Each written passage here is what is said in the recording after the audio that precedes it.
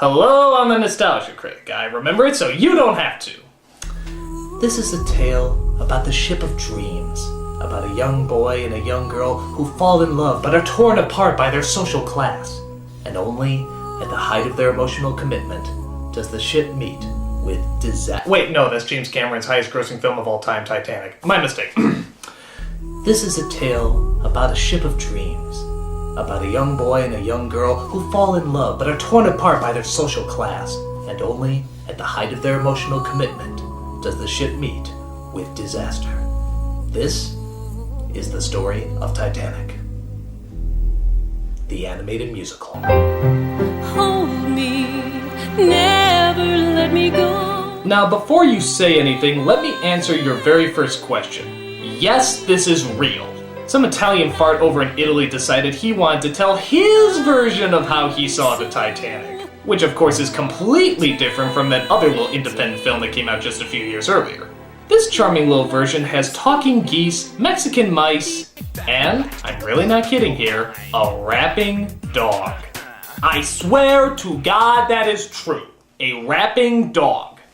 This film is actually so bad that a lot of people debate whether or not it actually exists. Copies of it are very hard to find, and most people who see snippets swear it's just something done by a 5th grader on Adobe Flash.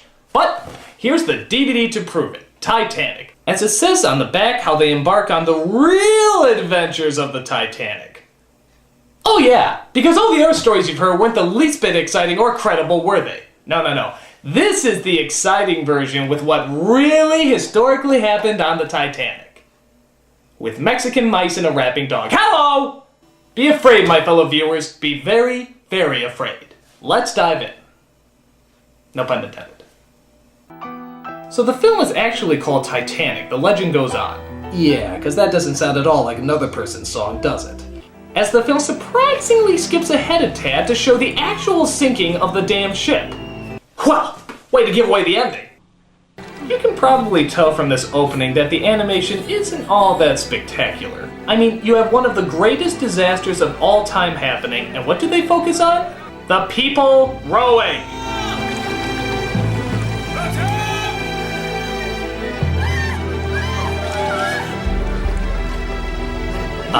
You know there's an awe-inspiring cataclysm of death to your right, don't you? Really? We're just gonna focus on the rowing here? Why do I get the feeling if this director saw the Hindenburg disaster, he'd probably take a picture of some pretty flowers? So my first thought was, maybe the movie was so bad that it decided to fast forward to the end and just skip the whole thing. But nope. The story is actually told in flashback. Again, very original. As we see our main character named Angelica, who is forced to be a servant to her evil stepmother and 2 selfish stepsisters. Gee, does that sound familiar? Stop moping over that picture. You're never going to find your precious mother. Your precious mother! You're wrong. I will find her, and my father too. I'll find them both. Well, enough of that scene, I guess. This film's really on the move, apparently. As we jump to the boarding of the infamous ship Titanic. But from the look of half the passengers, you'd swear it was Noah's Ark, boarding 2 of every lamest animal, especially the racially insensitive ones. We've been on tour, senor, and cannot wait to get home, muchachos? I'm Sinking Gonzales, the fastest drowning mouse in all of Mexico.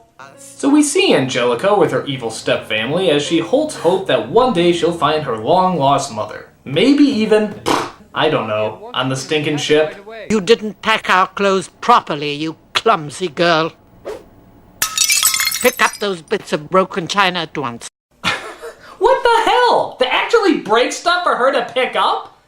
That's not evil, that's Tourette syndrome. Come on, you gotta have some logic. We then cut to a family of mice unpacking down below.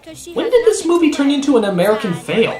How about if she comes to our party, Mama? We are having one, aren't we? I can't decide on my accent, Mama. Is it Italian, Mexican, French? We'll talk to Fritz about her. Just the snack. Well, wait, who are they? Wait, huh? What? Who? Hey, what? If it hadn't been for you, I would be now... What just happened? Is this movie on speed? I would be now in someone else's digestion.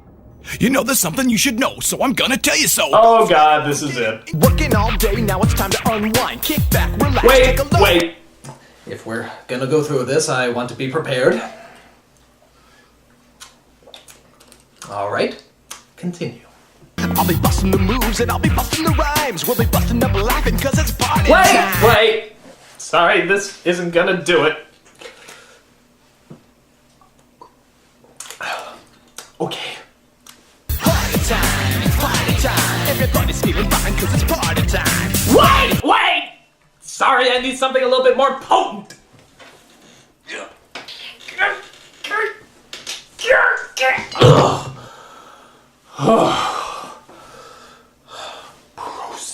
Party time. So, yeah, this is just as bad as you'd think it is. I mean, never mind the fact that the dog is wearing a jersey and singing music that won't be developed for several decades, but what motivates him to do such a thing anyway? I mean, this was the lead-in line. If it hadn't been for you, I would be now in someone else's digestion. Yes, thank you! If there's anything we can do to help, just let us know! You know there's something you should know, so I'm gonna tell you so. Don't sweat it. Forget it. Enjoy what are you the show. doing? Working all day, now it's time to unwind. Kick back. Did I at any point indicate that I wanted a rap number? I'll be busting the moves and I'll be busting the rhymes. We'll be busting up laughing cause it's party time. Everybody's feeling fine cause it's party time. Party time, it's party time. Everybody's feeling fine cause it's party time. Party time. I'm beginning to regret you saving me. I mean, forget the ship. This is the major disaster the film was building up to. Even if this was meant to be done in modern times, it still would fall flat on its ass. Hey kids, just remember, this Friday is the release of Shit Doggy Dog's latest single, Kibbles and Bitches. Hey, if it's good enough to play on a ship where the majority of passengers die, it's good enough for your 5-year-old any day. So, if you're actually dumb enough to stay after that scene, we find there's a subplot about two thieves who looks like they're being led by B. Arthur's crazy aunt. They're being followed by a detective who's apparently been hunting them for quite some time. Special Detective Sam Bradbury. Sam to my friends, a threat to my enemies. Detective, really? I'd never be able to tell. By those clothes, I thought you'd be a plumber. So the thieves try to get this one woman's jewels, but are constantly thwarted by a dog who I swear was voiced by Sam Elliott. If I don't land her the right company, we're both gonna hit hard times. I'm talking about the dude here. They try again later, though, to sneak into the woman's room and rob her blind. Leave it all back to me. What?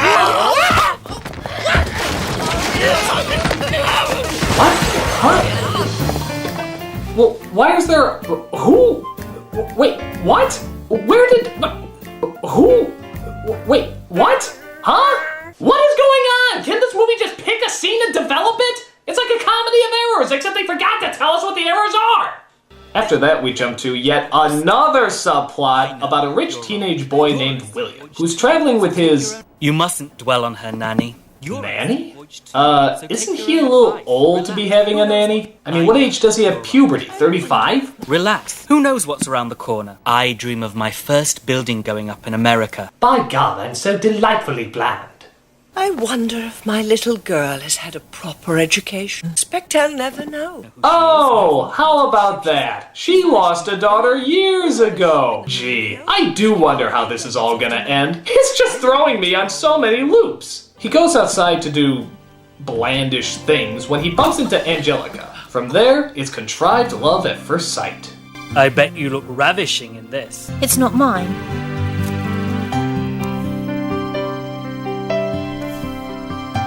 I'm so spontaneously attracted to you. You're the only person on this ship that has more lip collagen than I have. So as you can tell, this is just a role reversal of the other Titanic movie. Except instead of a rich girl and a poor boy, it's a rich boy and a poor girl. Good God, I hope that means she doesn't want to draw him nude. Is something wrong, Master William? I met a sweet, charming girl. I don't know who she is, or even what part of the ship she's in. She only said one sentence to me, but it was so non-fragmented that I know that she has to be the one. So, will this couple meet again? You bet your poor plot lines they do, as William comes across a little girl who lost her ball. My ball! It fell down there! My ball! Lost my ball! This is the worst possible thing that could happen to me on this trip! I'll get it for you. Back in a minute. While down there, he comes across Angelica again, as the two seem to hit it off, I guess. I was too busy looking for someone. Now that I've found her, I'm not going to let her get away from me again. Now get in the bag before I stab you repeatedly! So, even though they share a whopping 7 sentences with each other, they know they are destined for one another. William asks if he'll see her at the reception that night. But there's one tiny problem. Angelica has nothing to wear. Luckily, one of the passengers has an outfit for her to borrow. Just like that other movie! I haven't worn this since my poor Francis took me to the opera for the first and last time. I'm lying, of course. I stole it. Meanwhile, we cut to the animals, who seem to be getting into more trouble, as they search for that blue locket that Angelica lost that doesn't in any way resemble... Oh, fuck it, you know the drill.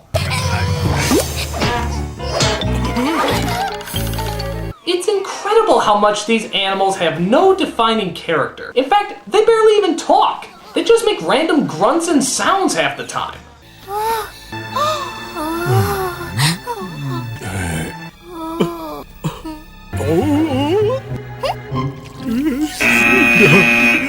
So they get the locket back and return it to its rightful owner, just in time for her to be the belle of the ball.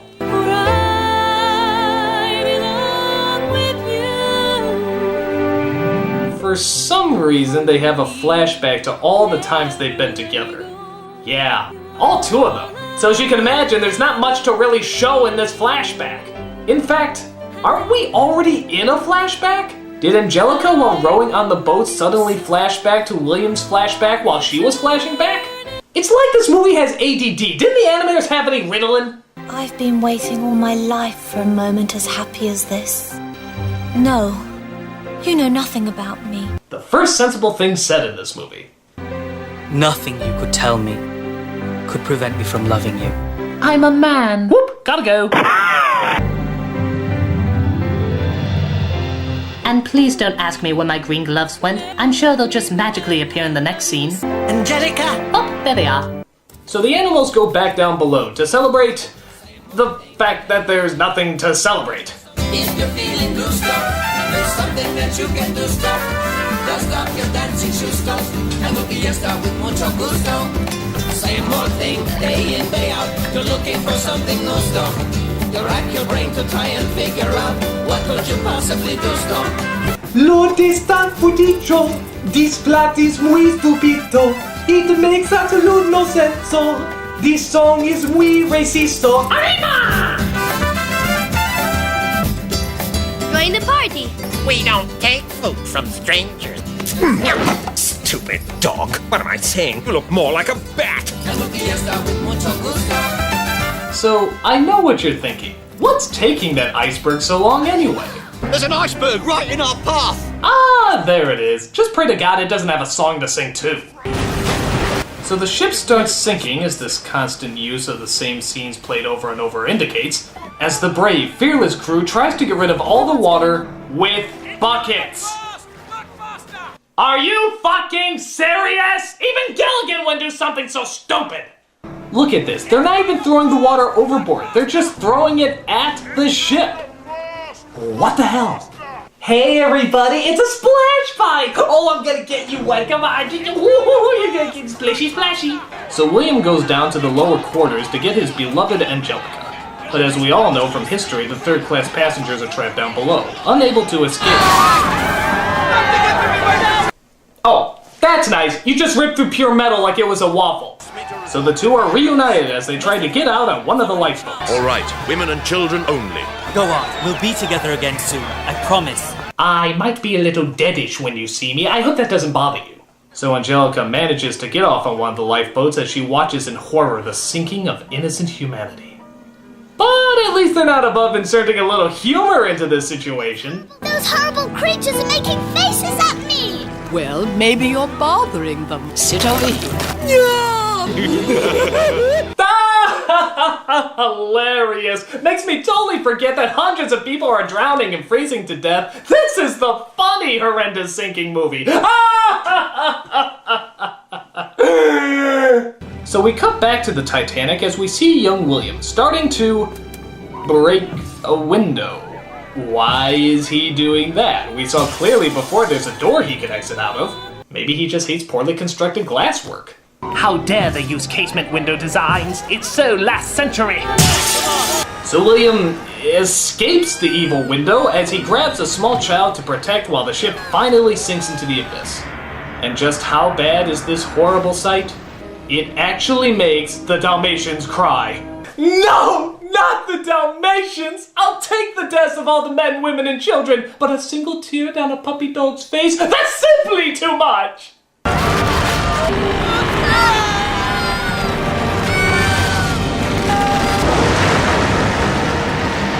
You know, for kids!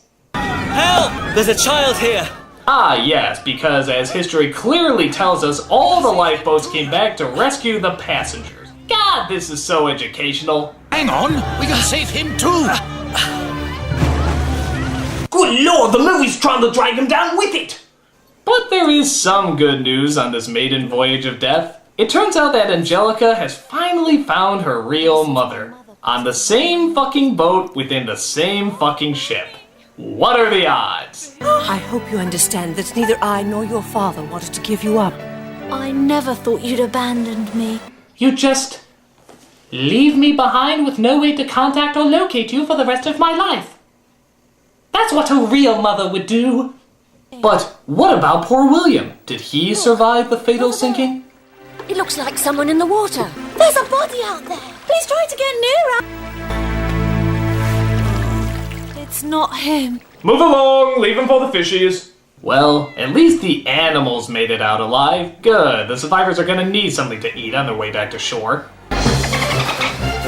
Oh look, the dolphins are helping them out too. This is the happiest of God's slaughters ever. What's that, Flipper? The Titanic is sinking? Well, you better go help them, shouldn't you? It's okay, everything will be fine now that Flipper's on the case. Flipper, Flipper, faster than lightning. Look, over there. William. Oh no! We're so close to William, and yet we're running out of animation! Throw all the other clips from the movie together! Quickly, go, go, go! Use all that stock footage! Use it to all your might! Ah, cutting corners has saved us again. William! Darling, it's me, Angelica.